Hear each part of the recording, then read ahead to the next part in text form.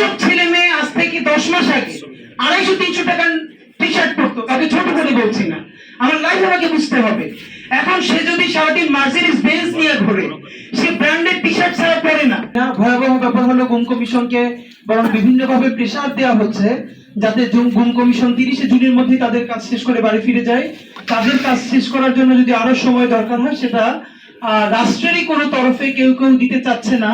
এর কারণ আমরা খুব ভালো করে বুঝি যে গুম কমিশন যদি রিপোর্টটা চূড়ান্তভাবে প্রকাশিত হয়, তাহলে তারা শত শত মানুষকে গুম করেছে, এর সাথে প্রথম যে নামগুলো আসবে সেগুলো আর্মির বাইরে কেউ না, এটা বোঝার জন্য রাষ্ট্রবিজ্ঞানী হওয়ার দরকার পড়ে না।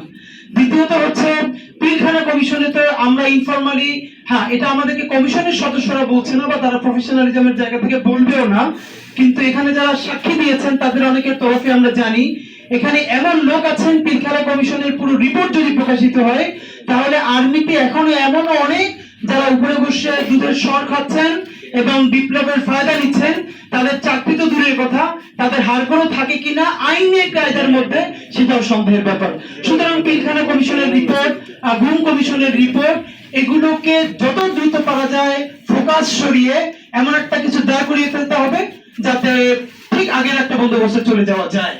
আর এইটার জন্য যেটা এখন মুশকিল হলো, আপনি সংস্কারের কথা বললেই, আপনি বিচারের কথা বললেই আপনাকে এমন ভাবে দাঁড় করানো হবে যেন আপনি নির্বাচন চান না।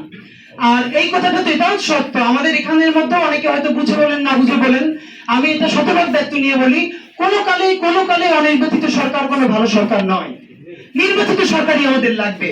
কিন্তু সেই নির্বাচনটা যে আবারও আগের মতো দিনের ভোট রাতে হবে না, গ্রামে গঞ্জে লক্ষ লক্ষ ব্যালট বাক্স ভর্তি হয়ে যাবে না, যে যার বাসায় নিয়ে আটকাবে না, এই গ্যারান্টিটা কি দেবে? আমি আপনাদেরকে খুব খুললে একটা কথা বলে ফেলি, আমরা ইতিমধ্যে দেখি বাংলাদেশের সব থেকে বড় রাজনৈতিক দল তারা অলমোস্ট বাংলাদেশ সেনাবাহিনীর মুখপাত্র হয়ে উঠেছেন। মানে তারা যেটা বলতে পারেন না সেটা তাদেরকে দিয়ে বলান যে গ্রামে গঞ্জে কোনো ভোট কেন্দ্র দখল হবে না, তাহলেই কেবল দখল হবে না, কারণ বাংলাদেশের পুলিশের সেই মোরালস নাই, তার সেই কাজ নাই, সে রক্ষা করতে পারবে না। তাহলে কি ব্যাপারটা এটাই যে কেন্দ্রগুলো আমরা ছেড়ে দিব, নির্বাচন করে দাও, জিতে আসো, তার বিনিময়ে গুম কমিশন নিয়ে আর তোমরা কথা বলবো না, পিলখানা কমিশন নিয়ে আর কোনো কথা বলবো না, যা হয়ে গেছে এই নিয়ে তোমরা বিচারের কথা বলবো না। মুশকিলটা হলো যাদেরকে দিয়ে আমরা ভূত ছাড়াতে চাই, এই সরকারের মধ্যে কি ভূত নাই?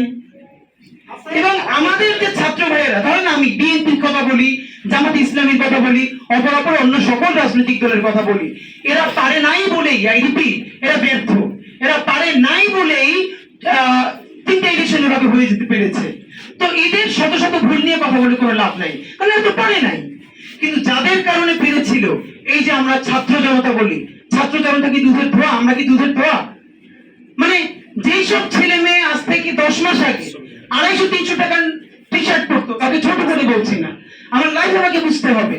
এখন সে যদি সারাদিন মার্সিডিজ বেঞ্জ নিয়ে ঘোরে, সে ব্র্যান্ডেড টি শার্ট ছাড়া পরে না।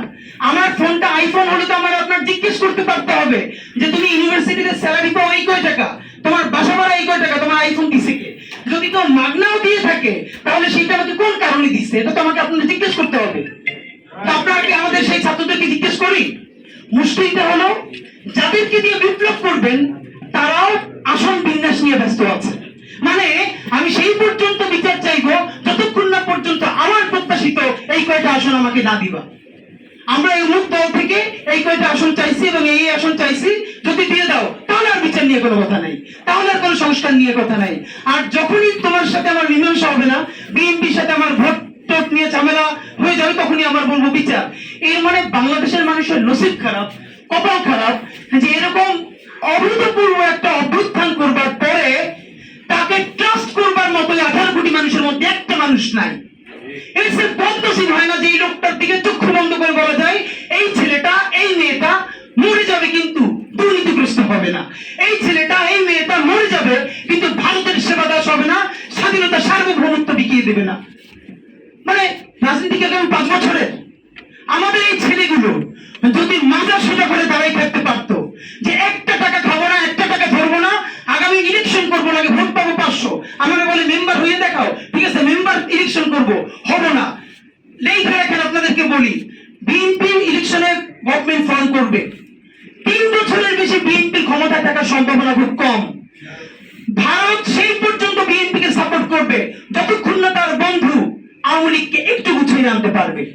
সুতরাং বিএনপি যখন চলে যাবে বাংলাদেশের হাল ধরবে কে? আওয়ামী লীগ। সেই হাল ধরার জন্য আমাদের হাজার হাজার আবার তরুণ দরকার ছিল, আমাদের কয়েকটা সব ছেলে দরকার ছিল যারা বুক পেতে দিয়ে সততা নিয়ে, যোগ্যতা নিয়ে, সাহস নিয়ে দাঁড়াই থাকবে। সেই ছেলেরা আগামী 5 বছরে এমপি হওয়া লাগবে, আর নইলে বিদেশ যাওয়া লাগবে। এই নেগোসিয়েশন যখন ব্যাকডোরে করে, সে সামনে কথা বললে সেই কথা মানুষ বিশ্বাস করতে চায় না।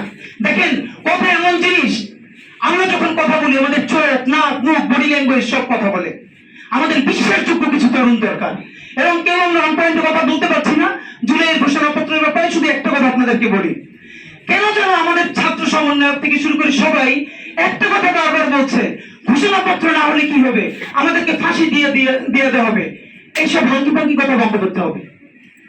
মানে কি? আমি খুব ডরাইছি, আমার বাঁচানোর জন্য তুমি একটা ঘোষণাপত্র দাও, নেই আমার ফাঁসি দিবে। তোমার এত ফাঁসি তোমার নামতে কইছে কে? তুমি সারাদিন মরার ভয় পাইতেছো, তোমার নামতে বলছে কে? না, এই জন্য ঘোষণাপত্র লাগবে না। আমাদের ভাইয়েরা শহীদ হয়ে গেছে, আল্লাহ আমাদেরকে বাঁচাই দিয়ে রাখছে দ্বিতীয় বিপ্লবকে সফল করবার জন্য। কিন্তু ঘোষণাপত্র লাগবে এই জন্য, যেই বাংলাদেশের জনগণ 1500-র বেশি শহীদ, তার রক্ত দিল, হাজারো পঙ্গু হইল, অন্ধ হইল, তার স্বীকৃতি না নিয়ে যদি আমি ঘরে ফিরি, আমার মতো নিমুখ হারাম এই প্রজন্মে আর কেউ নাই।